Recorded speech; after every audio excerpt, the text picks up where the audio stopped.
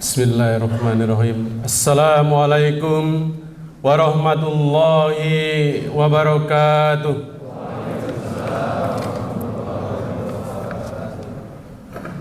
Allahu Akbar. Allahu Akbar. Allahu Akbar. Allahu Akbar.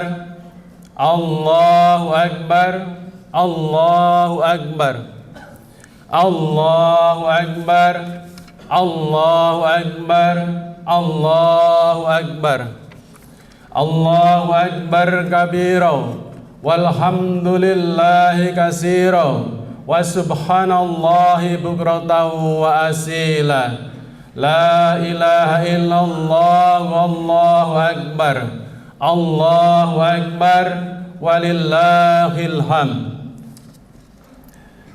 Innal hamdalillah nahmaduhu wa nasta'inuhu wa nastaghfiruh wa na'udzu billahi min shururi anfusina wa min sayyiati a'malina.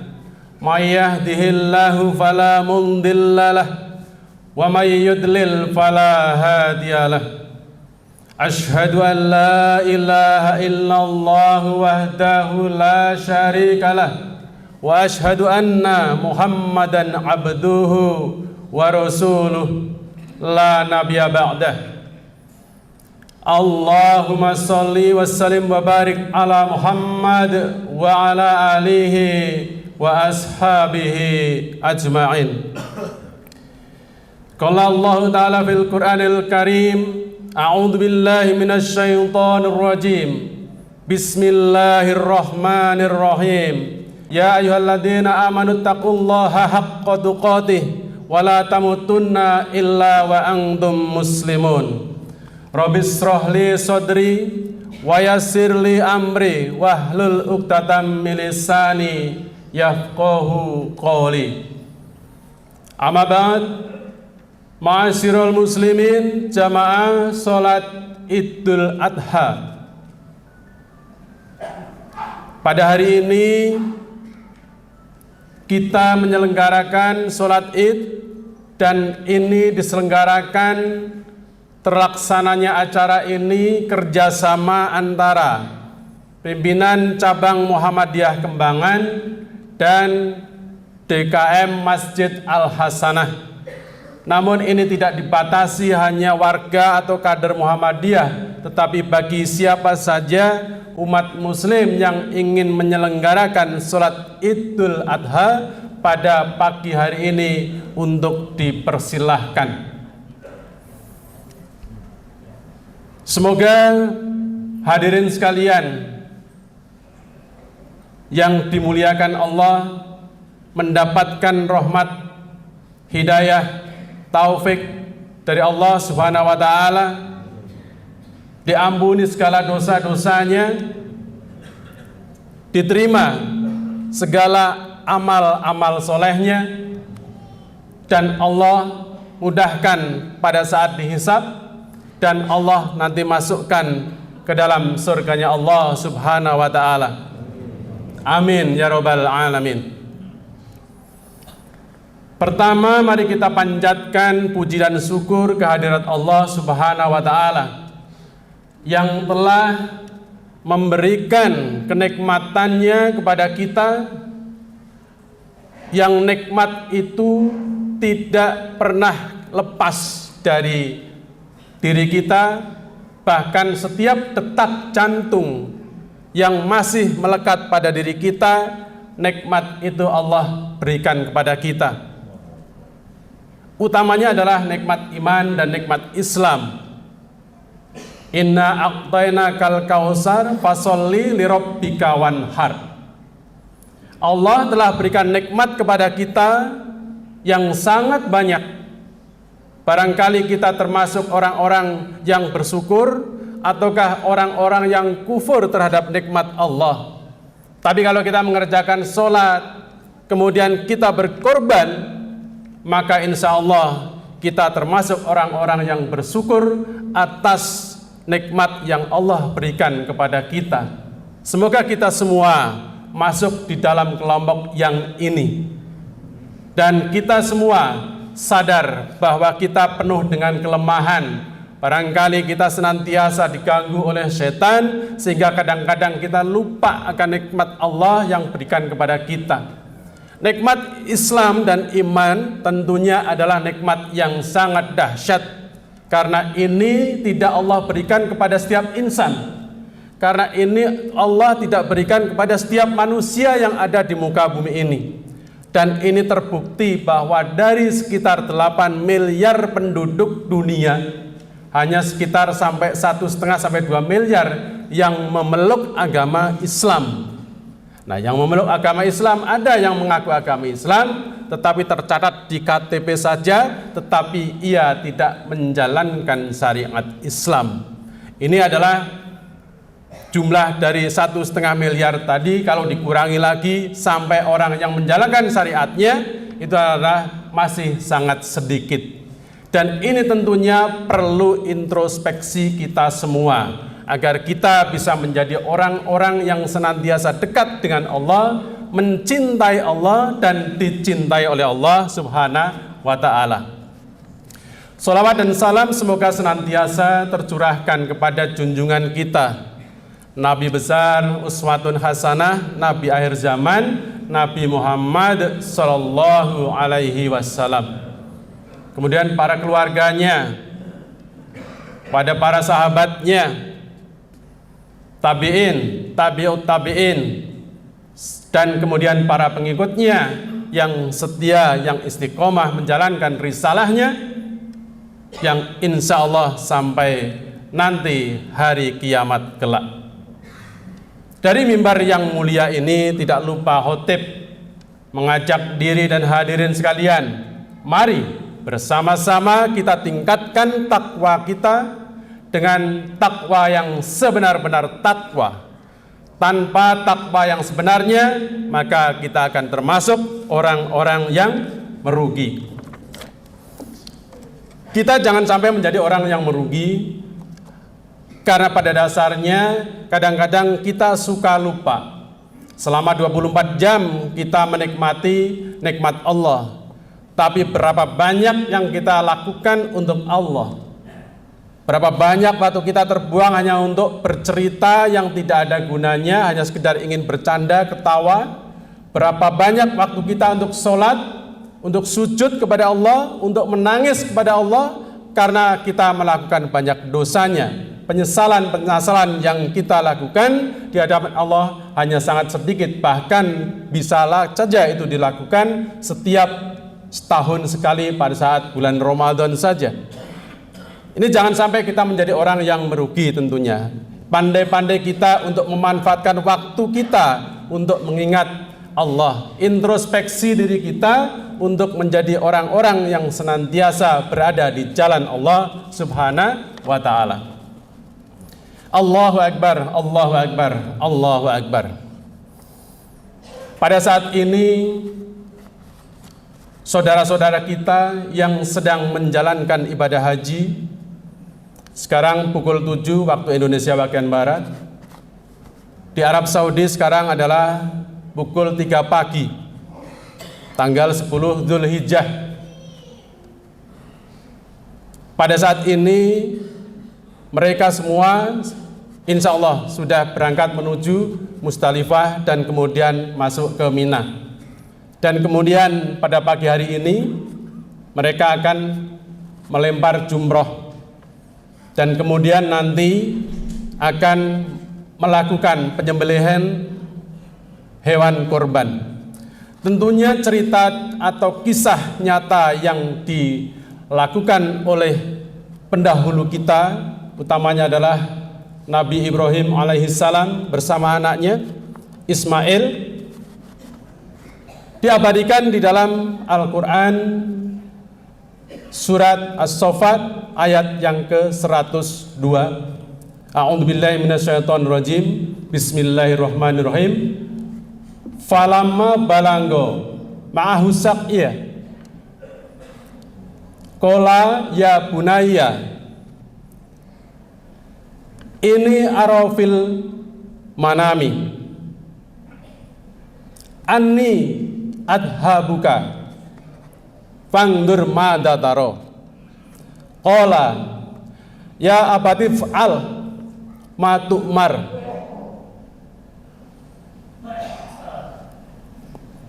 Kemudian Allah lanjutkan dengan sambutan dari Ismail yang mengatakan bahwa satatijuni insyaallahu minas sabirin. Ini adalah ayat 102 dari surat As-Saffat. Allah sampaikan kepada kita di mana pada saat itu Nabi Ibrahim bersama anaknya yang menginjak remaja, yang beberapa tafsir mengatakan bahwa itu sudah besar, artinya sudah mampu berusaha, sudah bisa membantu bapaknya dalam urusan-urusan pekerjaan atau urusan-urusan dakwahnya.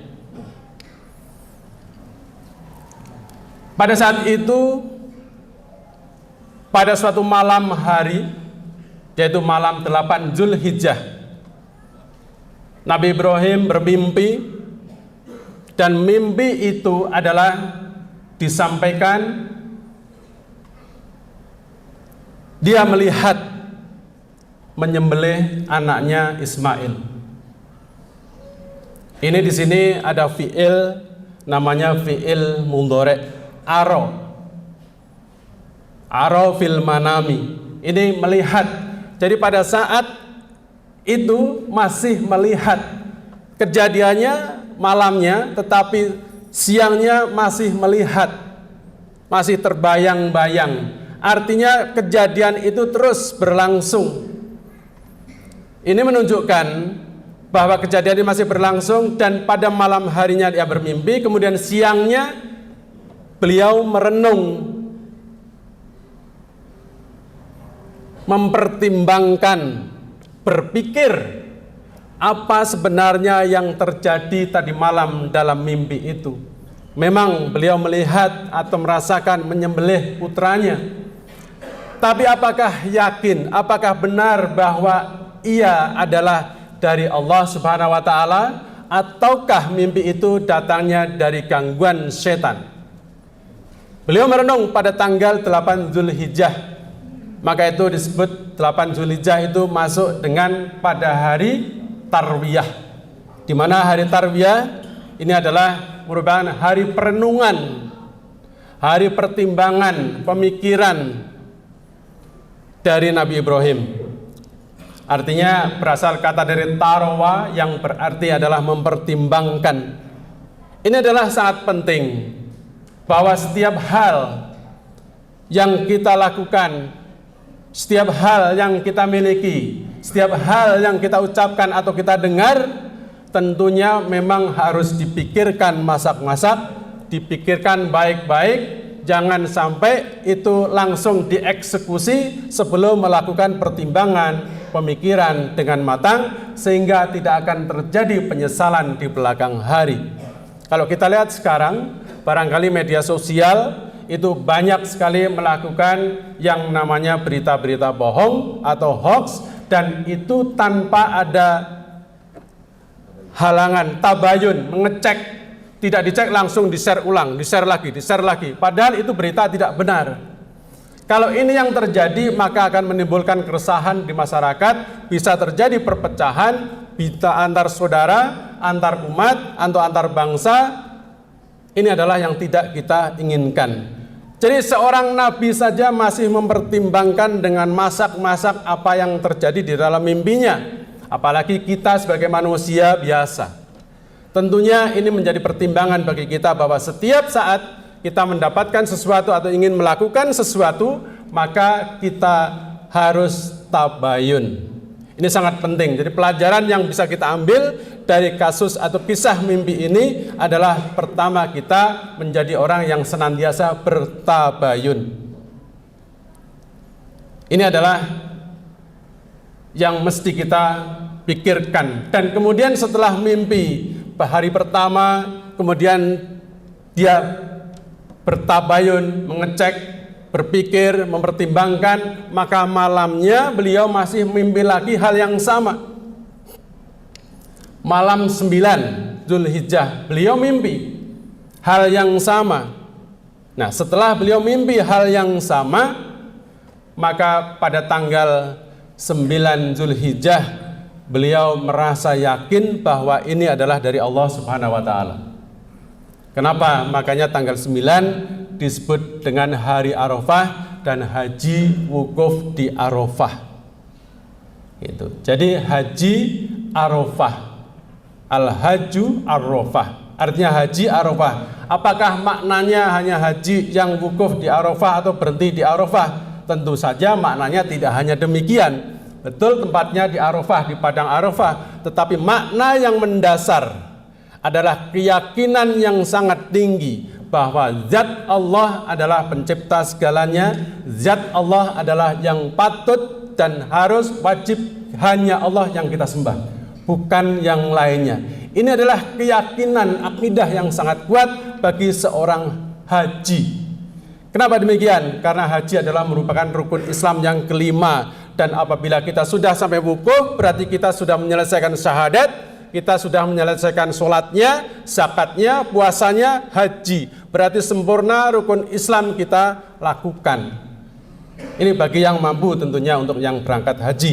Tetapi bagi yang tidak mampu, ya mudahan kita doakan semoga bisa berangkat dan dimampukan, dikuatkan oleh Allah untuk berangkat haji. Bagi yang sudah barangkali diberi kesempatan juga untuk berangkat lagi, insya Allah. Jadi pada hari 9 Zulhijjah itu adalah merupakan keyakinan Nabi Ibrahim, yakin bahwa itu adalah mimpi dari Allah. Nah, kita tahu bahwa yang namanya mimpi seorang nabi, seorang rasul itu adalah wahyu dari Allah. Beda dengan mimpi kita. Kita manusia biasa, kita tentu tidak begitu saja yakin ini mimpinya benar, atau ini mimpinya kembang orang tidur misalnya, ataukah ini mimpinya dari setan. Kita tidak bisa memilah. Kita manusia biasa, dan itu kita hanya berdoa kepada Allah semoga mimpi-mimpi kita itu adalah mimpi-mimpi yang baik, mimpi yang dari Allah. Tapi kita hanya bisa berharap dan mohon kepada Allah. Tapi kalau seorang nabi, seorang rasul, maka itu adalah mimpinya memang wahyu dari Allah Subhanahu wa taala, dan itu adalah merupakan perintah oleh Allah kepada Nabi Ibrahim untuk menyembelih anaknya. Setelah yakin, malamnya lagi masih bermimpi hal yang sama. Setelah malamnya mimpi yang sama, maka pada hari ketiga yaitu tanggal 10 Zulhijjah, Nabi Ibrahim bersama anaknya Ismail menyampaikan, "Ya bunayya inni arafil manami anni adhabuka." Wahai anakku, saya melihat di dalam mimpi, di dalam tidurnya tadi malam itu menyembelih engkau. Suatu kalimat yang sangat berat disampaikan oleh seorang nabi kepada anaknya. Anaknya lama ditunggu, dan anak ini lahir setelah beliau usianya juga tidak muda lagi. Ya, beberapa tafsir ada yang mengatakan 83, ada yang 86 tahun. Tapi artinya usia-usia sebegitu sudah cukup tua, dan hampir dikatakan tidak mungkin memiliki seorang anak. Setelah punya anak, maka Allah perintahkan untuk disembelih. Ini ujian yang sangat berat. Ujian yang sangat berat bagi seorang manusia, karena ia mencintai anaknya tentunya. Dan ini adalah membuktikan bahwa Nabi Ibrahim, Nabi Ismail ini adalah seorang yang taat kepada Allah Subhanahu wa taala. Kenapa demikian? Karena Nabi Ismail menjawab bahwa, "Ya abatif al ma tu'mar." Wahai bapakku, lakukan, kerjakan apa yang telah diperintahkan Allah kepada engkau. Seorang anak begitu taatnya kepada orang tua. Bagaimana dengan kehidupan kita? Banyak anak-anak yang tentunya disuruh sholat saja tidak mau. Salat adalah perintah dari Allah Subhanahu wa taala dan kadang-kadang menghindar untuk mengerjakan salat. Ini membuktikan bahwa kita belum mampu untuk mendidik anak dengan baik. Dan ini adalah bukti bahwa Nabi Ibrahim bagaimana mengajarkan mendidik anaknya untuk taat kepada Allah Subhanahu wa taala. Oleh karena itu, maka kisah ini mencerminkan bahwa tata cara pola pendidikan yang diberikan oleh orang tua kepada anaknya sehingga anaknya taat. Pada saat itu Nabi Ibrahim juga berat ingin menyembelih anaknya karena ia adalah sangat dia cintai. Tentunya anaknya pun juga dia cintai. Kemudian mereka berdua berserah diri kepada Allah karena dengan ketaatannya itu setelah beliau berserah diri kepada Allah, maka Nabi Ismail remaja pada saat itu berbaring di tanah. Kemudian dibaliklah mukanya agar tidak kelihatan secara langsung oleh Nabi Ibrahim. Kemudian setelah berbaring di tanah, Nabi Ibrahim memegang pisaunya dan diperintahkan oleh Ismail agar yang tajam pisaunya agar tidak sakit. Dan ada selembar kain putih yang merupakan direncanakan untuk kafan. Nabi Ismail mengatakan dalam satu kisah disampaikan bahwa apakah hanya ini yang untuk mengafani saya? Iya, kata Nabi Ibrahim. Tolong lepaskan baju saya untuk dijadikan kafan tubuh saya nanti setelah saya meninggal.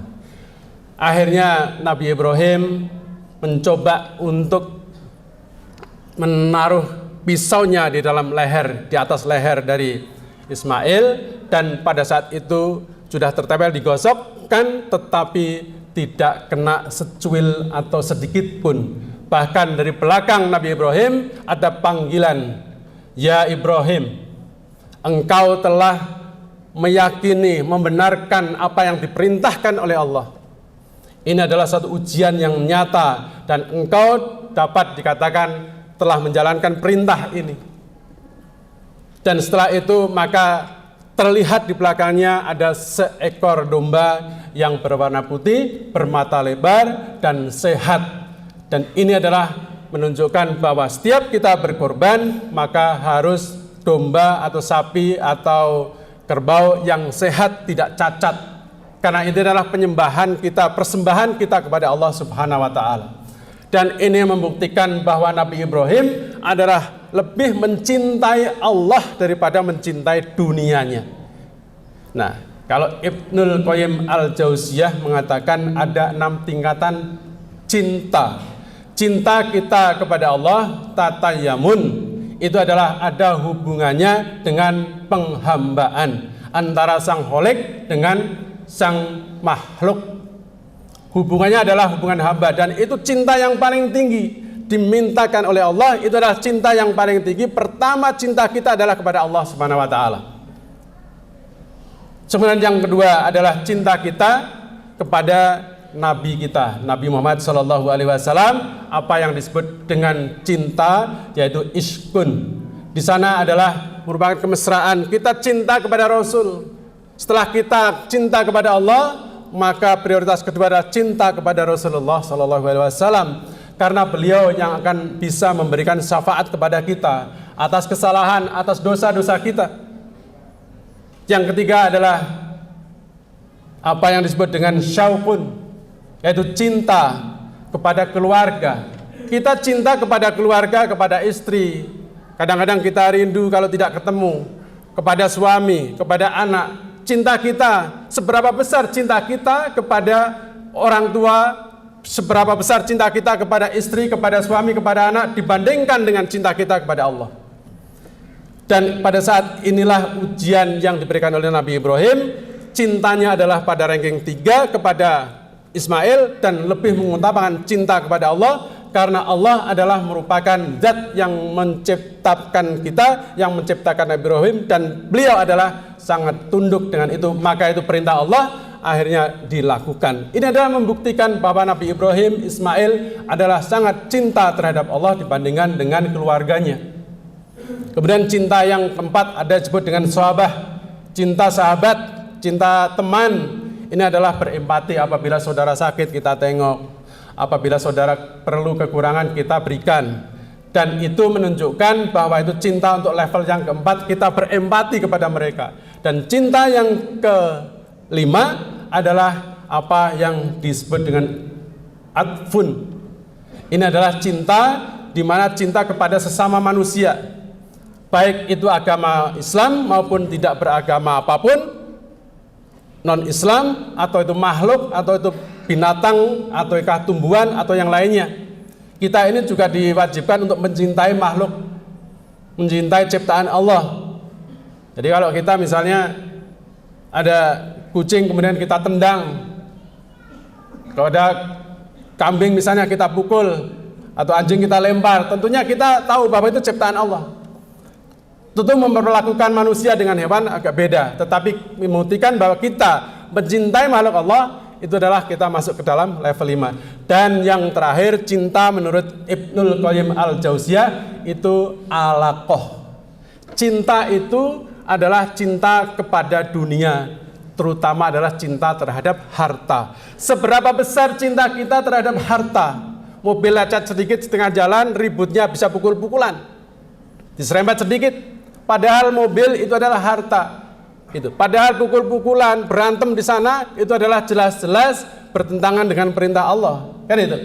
Ini adalah sangat penting bagaimana kita memahami cinta antara urusan cinta kepada Allah dengan cinta terhadap dunia, terhadap harta, terhadap makhluk dan lain sebagainya. Kita harus kebawahkan cinta itu selain cinta kepada Allah. Dan cinta kepada Allah adalah cinta yang utama karena kita akan menghadap beliau dan akan menghadap dan dihisab dan kemudian nanti akan dimasukkan ke dalam surga oleh Allah Subhanahu wa taala.